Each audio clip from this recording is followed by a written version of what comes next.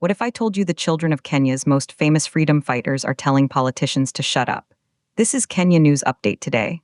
Coming up, you'll discover why the Mau Mau legacy is now a political battleground and what this explosive family feud means for Kenya's future. Meet Robert and D. Rangu. He's the Mau Mau Children Youth Representative, and he's had enough. For years, politicians have invoked the sacred name of the Mau Mau to score political points. But here's the twist. The actual children of the veterans are now fighting back. They're warning that this political game is putting their parents' compensation at risk, and they're calling out one man by name. This isn't just politics, this is family, this is legacy, and this is about to get very, very personal. Meet Robert N. D. Rangu and General Ki Ambati Jr. They represent the sons and daughters of the Mau Mau veterans. Their parents fought for Kenya's independence. They bled for this country.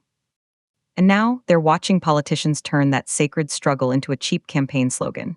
The inciting incident?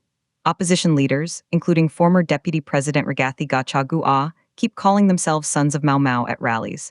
But here's what nobody's talking about. The veterans' children say these same politicians were nowhere to be found when their parents were dying poor, begging for justice and compensation. The stakes, everything. If the relationship between the surviving veterans and the government sours, the long-awaited compensation could vanish. And that's a risk these children refuse to take. The journey begins with a direct warning. Robert N. D. Rangu speaks for the group. He says, opposition leaders should stop using the Mau Mau name in their politics. They should do their politics without involving Mau Mau. But here's the part that will blow your mind. He names names. We want to tell Gachagua, DCP, and all the opposition to stop mentioning Mau Mau.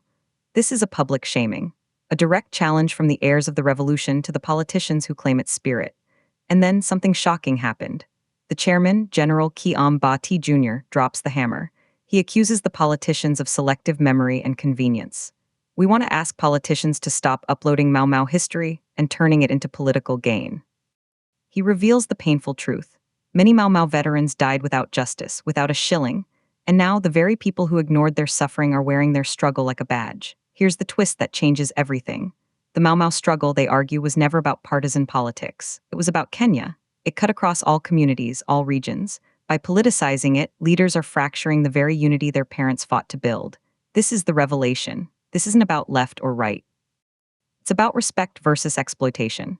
The evidence is in their plea. They're not asking for much, just for politicians to leave their parents' legacy alone, and for the government to finally look after the aging veterans whose health is deteriorating. The implications are massive. This creates a new front in Kenya's political wars. On one side, you have powerful politicians using history as a weapon. On the other, you have the living descendants demanding respect. The controversy is clear. Some will say the children are right to protect their parents' dignity. Others will accuse them of being used or silencing political speech. But the unanswered question hangs in the air. If the sons of Mau Mau in politics truly care, why haven't they secured compensation for the actual sons and daughters? The bigger picture is about legacy. What happens when the symbols of national liberation become tools in a power struggle? The Mau Mau children are drawing a line in the sand. They're saying the fight for independence is over. The new fight is for memory, for respect, and for the basic care their parents deserve. Do you think politicians should stop using the Mau Mau name? Or is it a legitimate part of Kenya's political heritage? Drop your take in the comments. This was Kenya News Update today. Subscribe for more breaking news that hits close to home.